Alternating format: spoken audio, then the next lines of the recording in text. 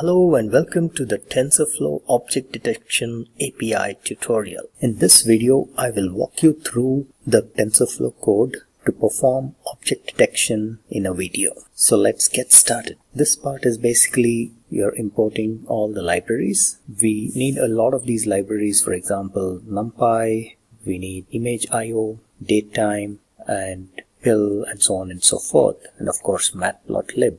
So we import all these libraries, and then there are a bunch of variables which have some paths for the files and folders. So this is regular stuff. Let's keep moving. Then we import the matplotlib and make it inline, and a few more imports. Alright, and then these are some warnings. We can just ignore them. So if I run this code once again, it will go away. Alright, and then here onwards we do the model preparation. Now what we're going to do is we are going to use an existing neural network model. So we are not going to train a new one because that really will take a long time, and it needs a lot of computation resources and so on, and it is really not required. There are already models that have been trained, and in this case it is the SSD with MobileNet. That's the model that we are going to use, and this model is trained to detect objects, and it is readily available as open source, so we can actually use this. And if you want to use other models, there are a few more models available, so you can click on this link here, and let me just take you there. There are a few more models, but we have chosen this particular one because this is faster. It may not be very accurate, but that is one of the faster models. But on this link you will see a lot of other models that are readily available. These are trained models. Some of them would take a little longer, but they may be more accurate and so on, so you can probably play around with these other models. Okay, so we will be using that model. So this piece of code, this line, is basically importing that model, and this is also known as frozen model. The term we use is frozen model. So we import, download and import that, and then we will actually use that model in our code. Alright, so these two cells we have downloaded and imported the model, and then once it is available locally, we will then load this into our program. Alright, so we are loading this into memory, and you need to perform a couple of additional steps, which is basically we need to map the numbers to text. As you may be aware, when we actually build the model and when we run predictions, the model will not give a text. The output of the model is usually a number. So we need to map that to a text. So for example, if the network predicts that the output is 5, we know that 5 means it is an aeroplane. Things like that. So this mapping is done in this next cell. Alright, so let's keep moving, and then we have a helper code which will basically load the data or load the images and transform into NumPy arrays. This is also used in doing object detection in images, so we are actually going to reuse, because video is nothing but it consists of frames which in turn are images. So we are going to pretty much reuse the same code which we used for doing object detection in images. So this is where the actual detection starts. So here, this is the path for where the images are stored. So this is, here once again we are reusing the code which we wrote for detecting objects in an image. So this is the path where the images were stored, and this is the extension, and this was done for about 2 or 3 images. So we will continue to use this, and if we go down, I'll skip this section. So this is the cell where we are actually loading the video and converting it into frames, and then using frame by frame we are detecting the objects in the image. So in this code what we are doing basically is there are a few lines of code. What they do is basically once they find an object, a box will be drawn around those each of those objects, and the input file, the name of the input video file is traffic. It is the extension is MP4, and we have this video reader. It's an excellent object which is basically part of this class called image.io, so we can read and write videos using that. And the video that we are going to use is traffic.mp4. You can use any MP4 file, but in our case I picked up video which has like car. So let me just show you. So this is in this object detection folder. I have this mp4 file. I'll just quickly play this video. It's a little slow. Yeah, okay, so here we go. This is the video. It's a short one, relatively small video, so that for this particular demo. And what it will do is, once we run our code, it will detect each of these cars and it will annotate them as cars. So in this particular video, we only have cars. We can later on see with another video. I think I have cat here, so we can also try with that. But let's first check with this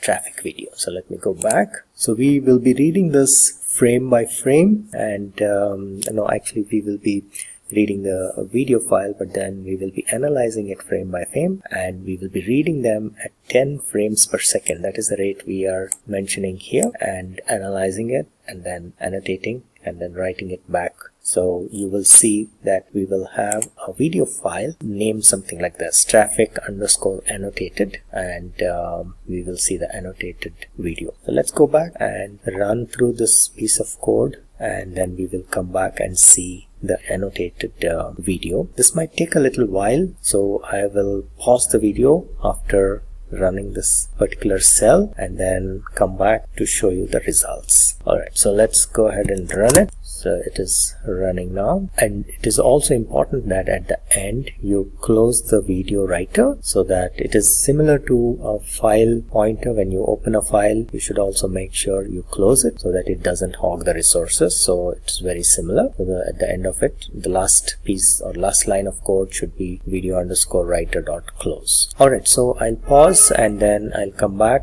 Okay, so I will see you in a little bit.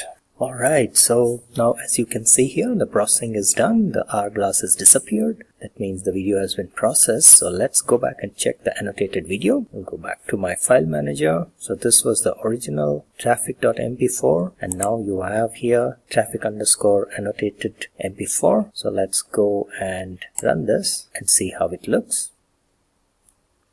You see here, it has got each of these cars are getting detected. Let me pause and show you. So we pause here. It says car 70%. Let us allow it to go a little further. It detects something on top. What is that? Truck. Okay, so I think because of the board on top, it somehow thinks there is a truck. Let's play some more and see if it detects anything else. So this is again a car, looks like. So let us, yeah, so this is a car, and it has confidence level of 69%. Now we can quickly repeat this process for another video. Let me just show you the other video, which is a cat. Again, there is this cat is not really moving or anything, but it is just standing there staring and moving a little slowly, and our application will, our network will detect that this is a cat, and even when the cat moves a little bit in the other direction, it will continue to detect and show that it is a cat. Okay, so yeah, so this is how the original video is. Let's go ahead and change our code to analyze this one and see if it detects, our network detects this cat.